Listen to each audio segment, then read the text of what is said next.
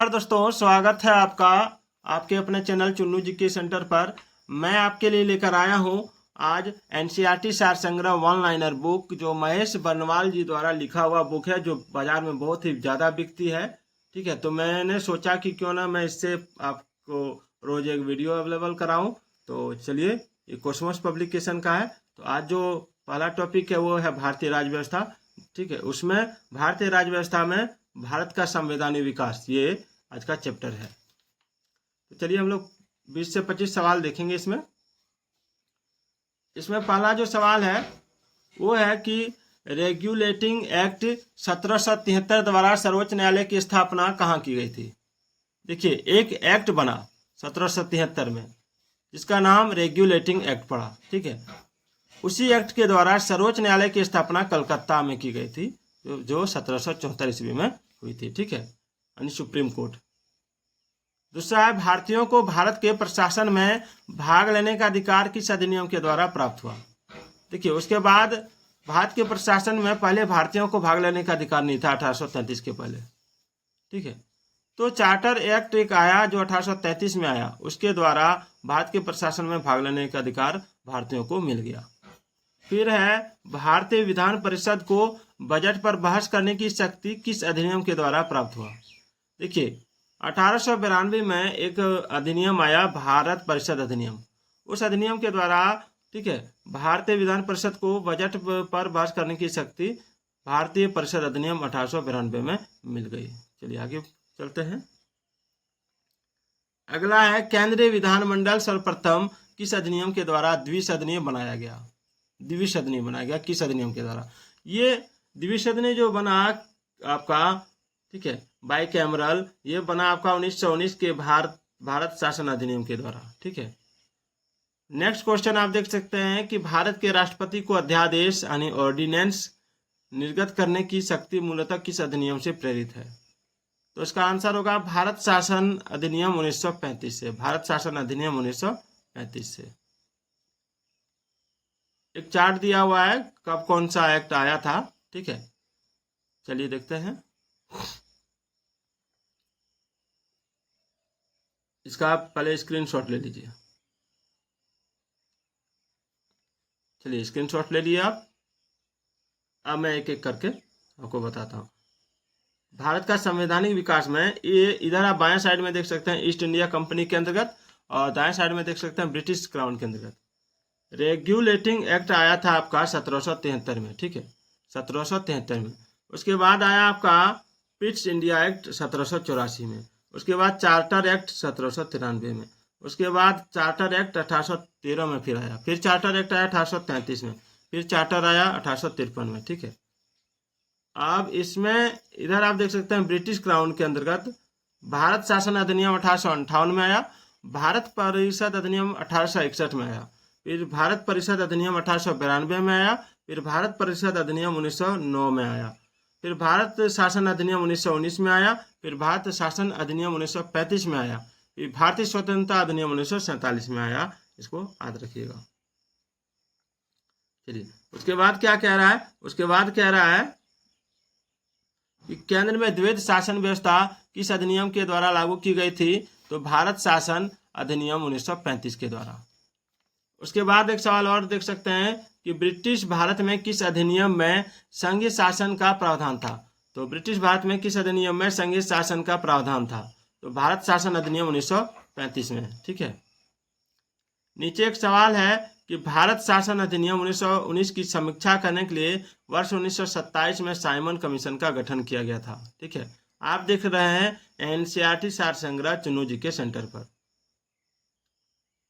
चलिए, उसके बाद है अखिल भारतीय संघ स्थापित करने का प्रावधान किस अधिनियम में किया गया था। अखिल भारतीय संघ, देखिए इसका आंसर होगा भारत शासन अधिनियम 1935 में। उसके बाद है भारत के संविधान में केंद्र और राज्यों के मध्य किया गया शक्तियों का विभाजन भारत सरकार अधिनियम 1935 पर आधारित है। इसको याद रखिएगा, बहुत ही इंपॉर्टेंट टॉपिक है। भारत के संविधान में केंद्र और राज्यों के मध्य किया गया शक्तियों का विभाजन भारत सरकार अधिनियम 1935 पर आधारित है। नेक्स्ट है, निर्वाचित संविधान सभा द्वारा भारत के संविधान का निर्माण करने का प्रस्ताव किसके द्वारा दिया गया था। तो क्रिप्स मिशन के द्वारा। एक निर्वाचित संविधान सभा द्वारा भारत के संविधान का निर्माण करने का प्रस्ताव कि भारत आप लोग संविधान का निर्माण कर लीजिए, ये प्रस्ताव जो आया ये क्रिप्स मिशन के द्वारा आया था। इंपॉर्टेंट टॉपिक है। उसके बाद है भारतीय संविधान सभा का गठन किसके अंतर्गत किया गया। तो देखिए भारतीय संविधान सभा का गठन कैबिनेट मिशन 1946 के अंतर्गत किया गया था। सारे सवाल इंपॉर्टेंट है, पूरा वीडियो देख के जाइएगा तभी आपको फायदा होगा, नहीं देखिएगा तो फिर मेरा भी घाटा है आपका भी घाटा है। चलिए, कैबिनेट मिशन द्वारा प्रस्तुत योजना के अनुसार संविधान सभा में प्रांतों से प्रतिनिधियों का निर्वाचन किस अनुपात में था। 10 लाख, आंसर है 10 लाख की जनसंख्या पर एक सदस्य। चलिए इसको थोड़ा सा मैं समझा देता हूँ कि कैबिनेट मिशन द्वारा प्रस्तुत योजना जो लाया गया था संविधान बनाने का, तो संविधान सभा में प्रांत जो था उसमें प्रतिनिधियों का निर्वाचन होता कि किस अनुपात में था, तो 10 लाख व्यक्ति में से एक सदस्य को लिया जा रहा था। चलिए नेक्स्ट है भारतीय संविधान का निर्माण करने वाली संविधान सभा के सदस्यों का चुनाव किसके द्वारा किया गया था। तो आंसर होगा विभिन्न प्रांतों की विधानसभाओं के द्वारा। अंतरिम सरकार, अंतरिम सरकार वर्ष 1946 के बारे में देखिए।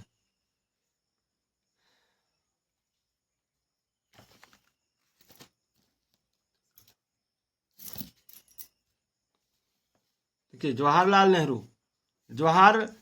नेहरू सदस्य है जवाहरलाल नेहरू, ठीक है, जवाहरलाल नेहरू। धारित विभाग है राष्ट्रीय मंडल संबंध तथा विदेशी मामले में था 1946 में, ठीक है, अंतरिम सरकार के अंतर्गत। सरदार वल्लभ भाई पटेल गृह सूचना एवं प्रशासन में था। डॉक्टर राजेंद्र प्रसाद खाद्य एवं कृषि में था। जॉन मथाई उद्योग एवं नागरिक आपूर्ति में था। जगजीवन राम श्रम मंत्री था। और सरदार बलदेव सिंह रक्षा मंत्री थे, उस समय रक्षा में थे। और लियाकत अली खां जो थे वित्त में थे अंतरिम सरकार के अंतर्गत। और सी राजगोपालचारी शिक्षा एवं कला में थे, ठीक है। फिर आया भारत की संविधान सभा की पहली बैठक कब हुई थी। तो भारत की संविधान सभा की पहली बैठक जो हुई थी वो हुई थी 9 दिसंबर 1946 को, ठीक है। और भारतीय संविधान का प्रथम प्रारूप first draft sir BN Rao द्वारा तैयार किया गया था, सर BN राव द्वारा। संविधान सभा का अस्थायी अध्यक्ष जो बनाया गया था, परमानेंट चेयरमैन, वो बनाया गया था डॉक्टर राजेंद्र प्रसाद को।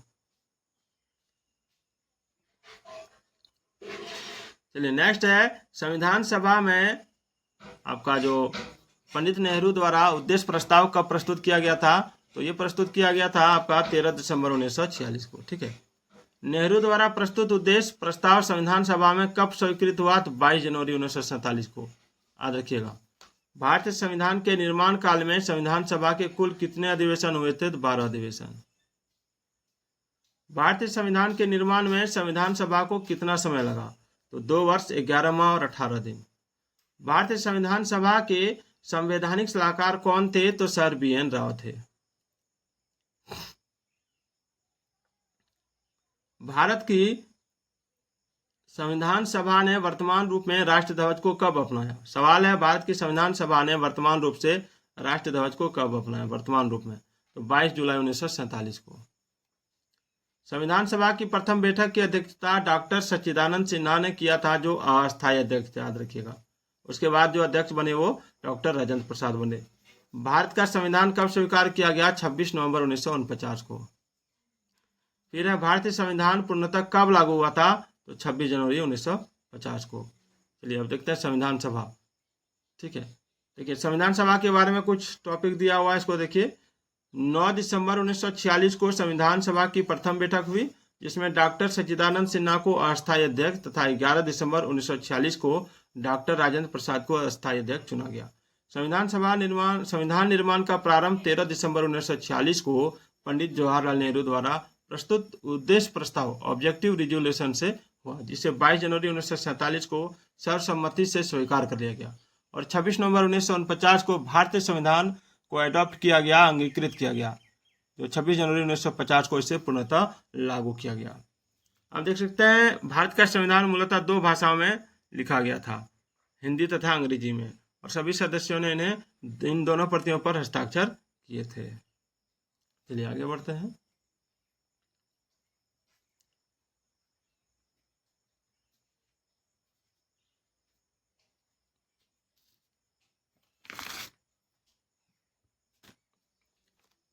अगला सवाल है कि 26 नवंबर 1949 को भारतीय संविधान किसके द्वारा अधिनियमित किया गया था? तो संविधान सभा के द्वारा। जन गण मन को भारत के राष्ट्रगान के रूप में कब अपनाया गया था? तो 24 जनवरी 1950 को। चलिए, भारत सरकार द्वारा अशोक स्तंभ को राष्ट्रीय चिन्ह नेशनल एम्बलम के रूप में कब अंगीकृत यानी अडॉप्ट किया गया? तो 26 जनवरी 1950 को याद रखिएगा। संविधान सभा की सलाहकार समिति एडवाइजरी कमेटी के अध्यक्ष सरदार वल्लभ भाई पटेल थे, याद रखिएगा। संविधान सभा की सलाहकार समिति के जो चेयरमैन थे वो सरदार वल्लभ भाई पटेल थे। चलिए, संविधान सभा की झंडा समिति के अध्यक्ष कौन थे? तो डॉक्टर राजेंद्र प्रसाद। आगे हैं प्रमुख समितियां एवं उनके अध्यक्ष। ठीक है, संघ समिति के अध्यक्ष जो थे वो पंडित जवाहरलाल नेहरू थे। संघ संविधान समिति के अध्यक्ष पंडित जवाहरलाल नेहरू थे समिति के। ठीक है, और प्रांतीय संविधान समिति के सरदार वल्लभ भाई पटेल, और प्रारूप समिति के थे डॉक्टर भीमराव अंबेडकर, और मौलिक अधिकारों एवं अल्पसंख्यकों संबंधी परामर्श समिति के थे सरदार वल्लभ भाई पटेल। प्रक्रिया नियम समिति के थे डॉक्टर राजेंद्र प्रसाद, और राज्यों के लिए समिति के थे पंडित जवाहरलाल नेहरू, और संचालन समिति के थे डॉक्टर राजेंद्र प्रसाद। ठीक है, देखिए, संविधान सभा के कार्यों से संबंधित समिति के अध्यक्ष थे आपका जीवी मावलंकर। कौन थे? जीवी मावलंकर। Doctor B R. अम्बेडकर की अध्यक्षता में संविधान सभा की प्रारूप समिति में 6 अन्य सदस्य थे। एक गोपाला स्वामी अयंगर, दूसरा doctor K M. Munshi, B M. Mitra, बाद में इनके स्थान पर एन. माधव राव आए थे बी.एम. मित्रा के स्थान पर, और अल्लादी कृष्णा स्वामी अय्यर, सैयद मोहम्मद सादुल्ला तथा डी.पी. खेतान बाद में इनके स्थान पर डी.पी. खेतान के स्थान पर बाद में टी.टी. कृष्णमाचारी आए थे।